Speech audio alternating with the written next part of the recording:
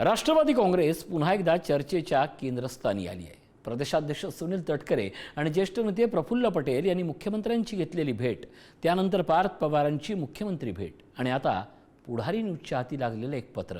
या पत्रात पार्थ पवारांना केंद्रात मंत्रिपद देण्याची शिफारस तर आहेच, पण पक्षातलेच काही अनाजी पंथ त्यांना जाणीवपूर्वक रोखत असल्याचा गंभीर आरोपही करण्यात आलाय। नेमकं या पत्रात काय आहे आणि त्यातून राष्ट्रवादीतला कोणता संघर्ष समोर येतोय, पाहूयाचा स्पेशल रिपोर्ट।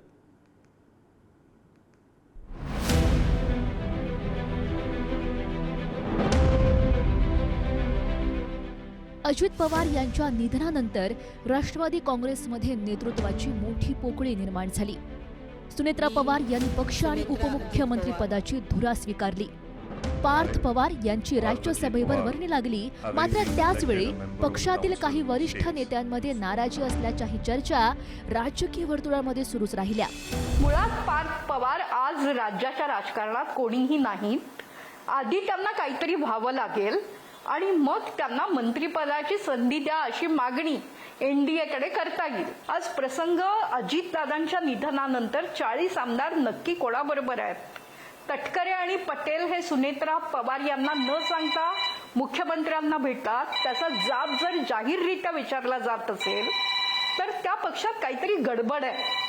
ही गडबड थांबवणं आणि घर बळकट करणं हे सध्याचं महत्त्वाचं काम आहे। राष्ट्रीय स्तरावर किंवा देश स्तरावर किंवा राज्य स्तरावर पक्षवाढीसाठी प्रयत्न करायला हवेत पार्थ पवारांनी। तर त्या 19 पासून त्या 26 पर्यंत पार्थ पवारांनी महाराष्ट्रात बांधणी केली आणि हा जो गुण त्यांना जो दिसतोय आहेरांना, तो अजितदादांना का दिसला नाही? अजितदादांनी पक्षाची जबाबदारी ही पार्थ पवारांच्यावर का दिली नाही आणि पार्थ पवारांनी ती जबाबदारी का स्वीकारली, हा प्रश्न आहे।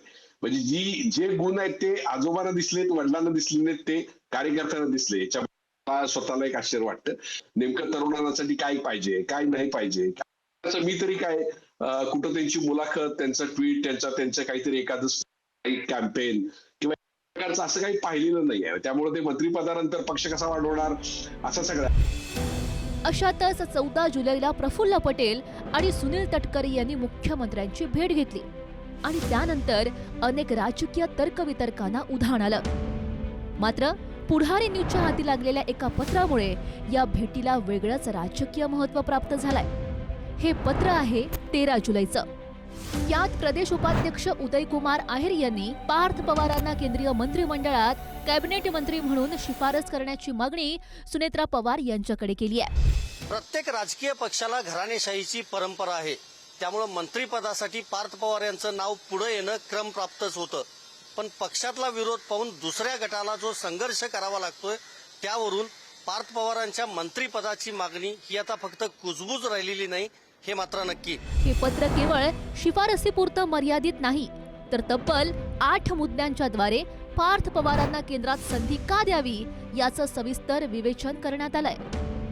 21व्या शतकातील युवा नेतृत्व, हिंदी इंग्रजी भाषेवर प्रभुत्व, लंडनमधील उच्च शिक्षण, देशभरातील तरुणांना जोडण्याची क्षमता, राष्ट्रवादीला राष्ट्रीय विस्ताराची संधी, 2019 पासून जाणीवपूर्वक मोरल डाऊन केल्याचा दावा, पक्षातीलच काही अनाजी पंथ अडथळे आणत असल्याचा आरोप, केंद्रीय मंत्रिमंडळात संधी देऊन नेतृत्व सिद्ध करण्याची मागणी। आपले आत्ताचे आदरणीय पंतप्रधान साहेब ज्या वेळेला गुजरातला पहिल्यांदा मुख्यमंत्री म्हणून गेले, त्याही वेळेला सार्वजनिक जीवनामध्ये त्यांचं काय काम होतं असं विचारणारे अनेक लोक होते। परंतु तरी देखील पंतप्रधान साहेबांनी 15 वर्ष मुख्यमंत्रीपद गुजरातचं चांगलं सांभाळून तिथं विकास करून दाखवला आणि त्यानंतर 2014 पासून तर आतापर्यंत 12 वर्ष तर देशाचं नेतृत्व करतायत। त्याच्यामुळे कोणी कुठे काय करत होतं हा प्रश्न महत्त्वाचा नाही, त्याला संधी मिळाल्यानंतर त्या संधीचं तो सोनं कसं करतो, देशासाठी, राज्यासाठी, गोरगरीब जनतेसाठी तो कशा पद्धतीने काम करतो हे महत्त्वाचं आहे। राष्ट्रवादी काँग्रेस पक्षाच्या एकत्रित राष्ट्रवादीमध्ये सुद्धा आणि त्याच्यानंतर सुद्धा बाजूला झाल्यानंतर सुद्धा राष्ट्रवादी काँग्रेसच्या बॅक साईडला पडद्याच्या पाठीमागे जे काही सगळ्या कामांचं नियोजन असेल, कार्यक्रमांचं नियोजन असेल, दौऱ्यांचं नियोजन असेल, बाकीच्या काही राजकीय गोष्टी असतील, त्याच्याविषयीच्या चर्चा असतील, याच्यामध्ये पार्थ पवारांचा खूप मोठा सिंहाचा सहभाग राहिलेला आहे। हे पक्षातल्या कार्यकर्त्यांना माहिती आहे की ह्याच चुकीच्या भावना, ह्याच चुकीच्या पद्धतीने पुढे गेल्यामुळे पार्थदादांना विलन ठरवण्याचं काम केलं गेलं की तो माणूस काहीच करू शकत नाही. जसं संभाजीराजांच्या बद्दल देखील मी तुलना करत नाहीये, पण संभाजीराजांच्या बद्दल देखील अशाच पद्धतीने सांगितलं गेलं होतं. आणि हे जे काही सांगितलं जात आहे ते चुकीचं आहे.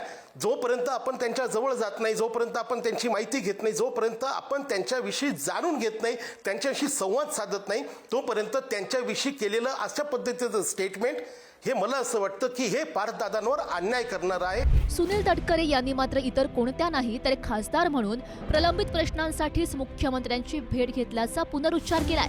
तसंच अजितदादा हयात असताना पक्ष विलिनीकरणाच्या चर्चांना उजाळा दिला, तसंच ठरलेला फॉर्म्युलाही माहिती असल्याचं सूचक विधान केलं.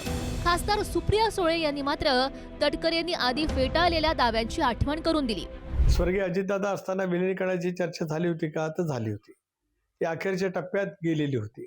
चर्चा दादांच्या पातळीवरती पूर्ण केल्या होत्या. दादा आमचे राष्ट्रीय नेते सर्व होते, त्यामुळे त्या संदर्भात चर्चा करण्याचा त्यांचा पूर्णपणाचा अधिकार होता आणि त्या पद्धतीने त्यांच्या चर्चा केल्या. ते अखेरच्या टप्प्यात आले असत्या तर आमच्याजवळ त्यांनी चर्चा अधिक माहिती सांगितली असती. मला चर्चा सुरू आहेत, काय पद्धतीने आहे त्याची माहिती दादाने मला नक्की त्या ठिकाणी दिलेली होती. आता त्यांनी ठरवलेला जो फॉर्म्युला होता जो मलाही ज्ञात होता. जेव्हा कोणी आमच्यातले काही माननीय नेते बोलले आणि समोरच्यांनी सांगितलं की अशी घटना झालीच नाही, आम्हाला प्रचंड दुःख झालं आणि वेदना झाला. एक तर माझा भाऊ गेला होता आणि माझ्या भावाची शेवटची इच्छा पूर्ण करण्यासाठी आमचे सगळे प्रयत्न होते, कारण का तो प्रस्ताव माझ्या भावाचा होता. त्याच्यामुळे पूर्ण ऐकून तर घ्या. त्याच्यामुळे आमच्याकडून तो विषय आम्ही त्या दिवशी संपवला. आम्ही स्वाभिमानी लोक आहोत, त्याच्यामुळे आम्ही आमचा स्वाभिमान आणि आमचा भाऊ, आणि माझ्या लक्षात आलं त्यांच्या स्टेटमेंट्सवरून समोरच्यांच्या की त्यांना हे करण्यात, दादाची इच्छा पूर्ण करण्यात रास्त नाही. मी पूर्ण विराम लावला आणि त्यानंतर आम्ही राज्याच्या आणि देशाच्या सेवेसाठी लागलेलो आहोत. राजकीय चर्चांचा वेग इथेच थांबला नाही. यात भर टाकली आमदार रवी राणा यांनी. येत्या 15 दिवसात दोनही राष्ट्रवादी एकत्र येतील असा दावा त्यांनी केला. येणाऱ्या 15 दिवसामध्ये सुमित्रा वहिनी आणि सन्माननीय शरदचंद्र पवार साहेब हे दोन्ही पक्ष एकत्र येतील. दिल्लीमध्ये आमच्या सुप्रियाताई सुळे पाहतील दिल्ली, आणि राज्यामध्ये सुमित्राताई पाहतील. आणि पुढची भविष्यवाणी सुद्धा सांगतो, केंद्रामध्ये सुप्रियाताई मंत्री बनतील आणि राज्य पूर्ण सांभाळण्याची जबाबदारी सुमित्रा पवार यांच्याकडे राहील. राजकीय निरीक्षकांच्या मते या संपूर्ण घडामोडींमध्ये 3 गोष्टी विशेष लक्षवेधी आहेत. पहिली, पार्थ पवार यांना राष्ट्रीय पातळीवर पुढे आणण्याची पक्षातून उघड मागणी. दुसरी, वरिष्ठ आणि युवा नेतृत्वातील समतोल हा पक्षासाठी नवा राजकीय प्रश्न ठरू शकतो. आणि तिसरी, केंद्रातील संभाव्य मंत्रिमंडळ विस्तारामुळे या चर्चांना आणखी वेग मिळण्याची शक्यता. दरम्यान पटेल आणि तटकरे तसंच जयंत पाटील यांच्या मुख्यमंत्री भेटीनंतर गुरुवारी रात्री पार्थ पवार यांनीही मुख्यमंत्र्यांची भेट घेतली. ही भेट केवळ सौजन्य शिष्टाचाराची होती की भविष्यातील राजकीय समीकरणांचा भाग, याचं उत्तर येणाऱ्या काही दिवसात मिळेल. पण केंद्रातील मंत्रिमंडळ विस्ताराच्या चर्चांमध्ये पार्थ पवार यांचं नाव कायम राहिलं तर राष्ट्रवादीतील अंतर्गत राजकारण पुन्हा उफाळून गेल हे मात्र निश्चित. केंद्रीय मंत्रिमंडळ विस्तार, पक्षातलं अंतर्गत सत्ता संतुलन आणि भविष्यातली राजकीय समीकरणं या सगळ्याचा केंद्रबिंदू सध्या पार्थ पवार ठरताना दिसत आहेत. या पत्राची दखल आता पक्ष नेतृत्व कसं घेतं, त्याचबरोबर दिल्लीत होणाऱ्या निर्णयांमध्ये त्याचं प्रतिबिंब नेमकं कसं उमटतं, याकडे महाराष्ट्राच्या राजकीय वर्तुळाचं आता लक्ष असणार आहे. व्हिडिओ जर्नलिस्ट मंगेश भिसेसह मी संदीप राजगोळकर, पुढारी न्यूज, मुंबई.